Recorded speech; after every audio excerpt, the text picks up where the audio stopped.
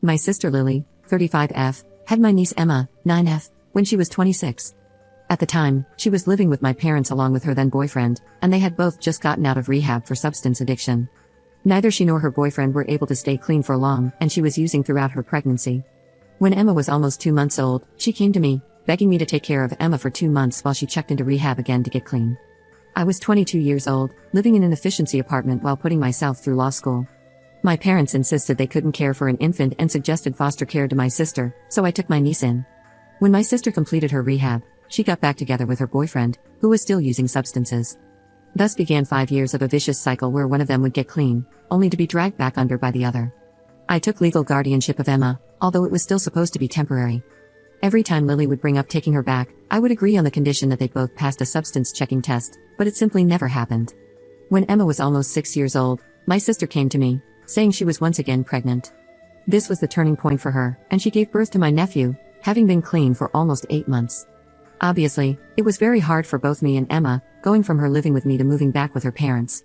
We went to court and worked out a custody arrangement where I still have Emma every weekend, but she spends the week with her mom and dad. We attended family therapy together for the first year, and once we settled on a routine, we stopped.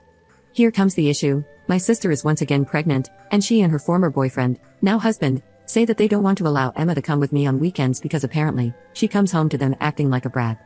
I absolutely understand the issue.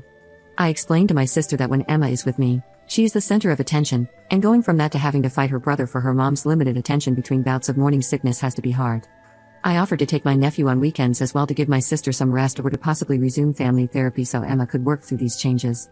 My sister simply told me that Emma would be taking a break from spending time with me. I let her have 2 weekends with Emma, and then when she continued to stonewall me, I threatened to take her to court. We have a custody agreement in place, and I am still one of Emma's legal guardians. She said I'm throwing the past in her face and won't let her be a real mother to Emma. I'm conflicted because I raised Emma for almost 6 years, and I treasure every moment I spend with her, but am I getting in the way?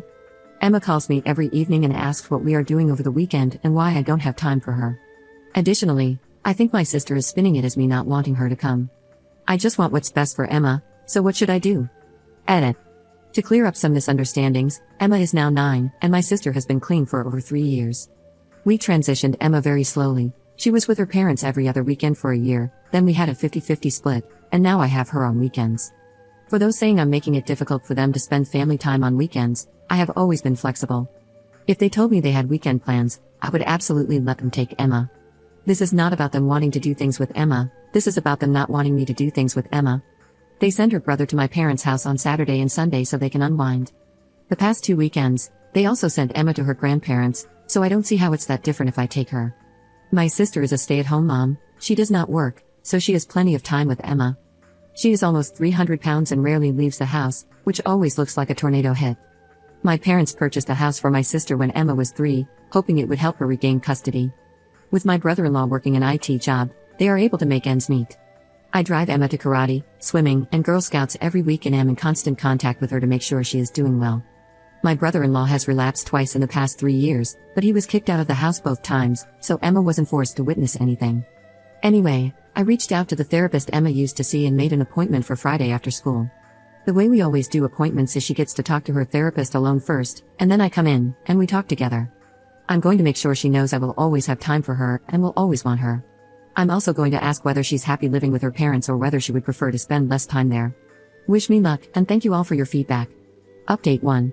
Hey, I've had so many people reach out for an update but the last month has been so crazy. So, in short, my sister gave birth, and I now have custody of all 3 children.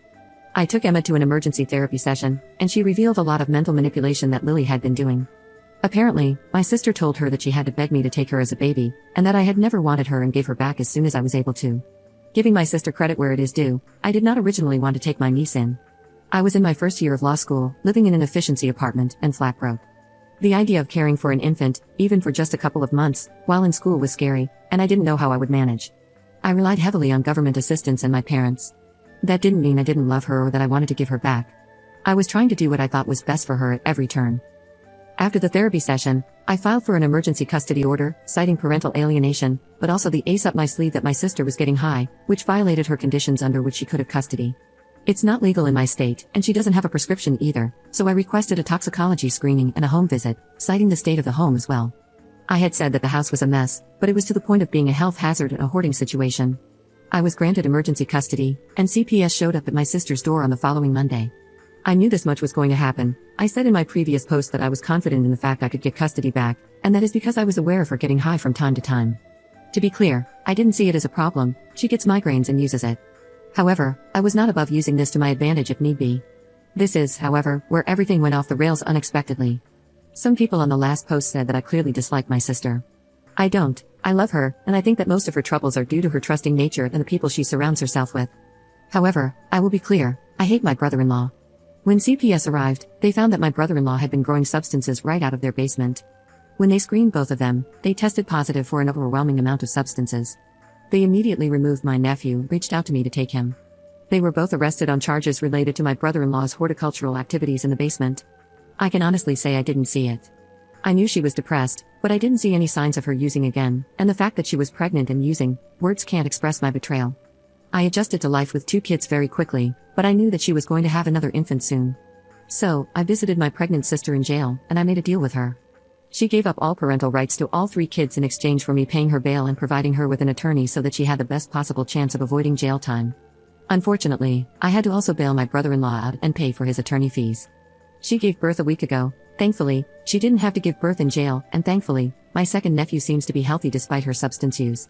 I have full custody of Emma and both her brothers and am in the process of filing for legal adoption, which is far different than guardianship, but I don't have doubts I will be successful given both parents signed away their rights.